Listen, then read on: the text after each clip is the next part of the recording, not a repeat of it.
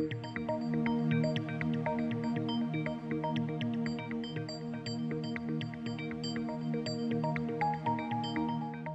my name is Ugnė Gilytė, and today I'll be talking about the art of making friends and the importance of having friends and how to recognize a good friend, most importantly. But before I do, I would like to introduce myself. And so I am from Lithuania. I was born and raised there. But for the past 6 years, I have lived here in Poland, and my interests lie in film, which is one of the reasons why I find this topic so important, because making connections, collaboration is incredibly important, at least in my career, and I know in many others. So my personal experience with having friends, it might come to you as a surprise, but I did not always have many friends. And as a matter of fact, I did not have any for a very long time. And initially, I always thought it must be because I was very nerdy. And in the most classical sense, I liked books. I was interested in history. I liked museums.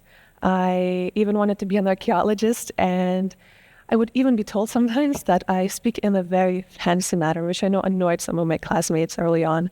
But it was later that I realized that issue was why I couldn't find friends is because, for one, I was not putting myself out there. I was very shy. And for second, I did not know how to recognize friends. So I would make friends and they would not last very long. And I think it is important to recognize which friends are good, which is what I'm talking about.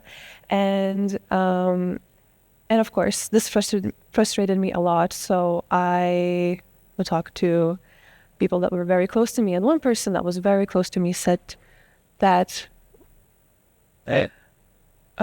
that school is for learning, not for making friends. Now, granted, this person does not believe in the statement anymore, but at the time it really stuck with me because, well, I'm still in school and I was school at the time, and I started prioritizing learning, but I think that having friends in school is as important as learning, because why is it important to have friends? And I think when you have friends, there's also a lot of learning going on there because, well, firstly, when you do Google why it is important to have friends, the first thing to pop up is that it is for emotional support. It is to uplift you in difficult times. And yes, I agree, but I also believe that it is more than that. With friends, you learn important socializing skills like communication, collaboration, and solving problems, which are crucial in the future. And I have personally experienced these situations outside of school where I learned only because I had friends and I had many experiences. And even those experiences in which your friendships may not be successful, they're important as well. You learn from them and you should also be grateful for them. And now, what makes a friend? Before I really get into what it is that I think makes a friend, I want you to imagine your ideal friend. So you can think of what hobbies they might have, their interests, their qualities, maybe even how they look. You might even give them a name. For the sake of this experiment, I will also create one named Helen. No, this is not a real person, but it is inspired by many friends that I have. And no, I hope that you do have this clear image of your ideal friend. But now I want you to ask yourself a very difficult question. Do you think that this friend would be friends with you?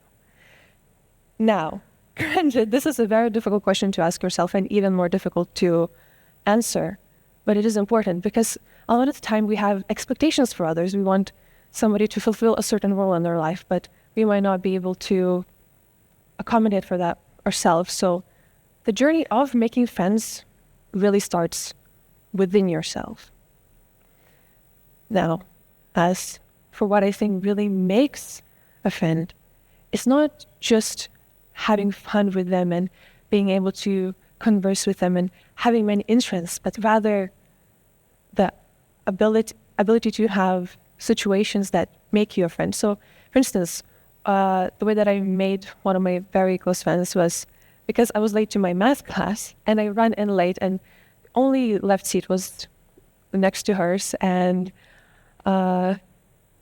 typically I would not talk to anyone, but in that moment we both laughed about it because she was also late, and that situation bonded us. And I was new at the school and she was new at the school, so again, those bonding moments. And there was another situation in which my friend was new to the school. This was another year, and I helped her to get used to the environment of the school on the first day. And those moments really bond you, so you should really be looking out for those moments. And those moments are exactly the moment when you do make a friend. But okay, now you have a friend. What's next? What is the difference between a friend and a close friend? Now, obviously, with a close friend, you will be more open. You trust them more, and they will more likely to accept you more than a regular friend. Both are important, but how do you recognize a close friend? How do you know which one to trust and which one is your close friend?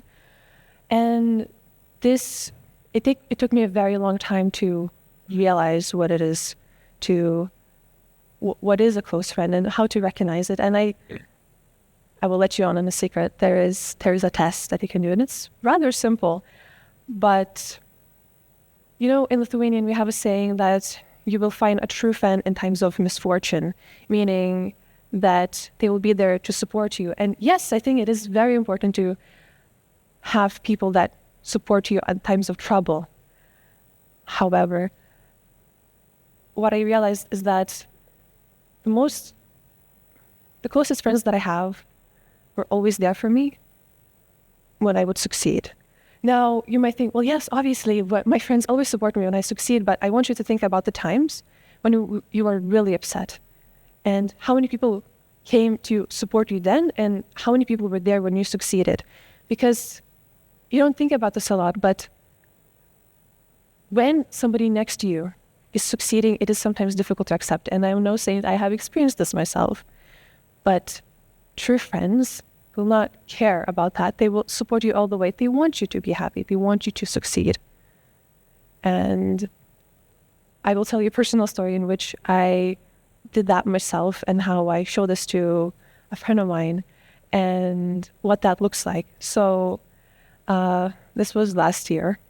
Me and my friend applied to this event for really high roles there, and they were different, but she got the role, I didn't. Now, of course, initially it stung, but that's life. What can you do? And she got the role, and I think she fully deserved it. She definitely still does, and she did amazing. But instead of holding the sort of grudge, I went out to support her. I was always there. I was there front row. I was her biggest fan, dare I say. And now, just because your friends may not support you in times of success does not mean they're horrible friends. But I would also like this to be a reminder, if you are a friend that may not support your friends in times of success, do, because it is as important as supporting them in times of trouble. So, thank you.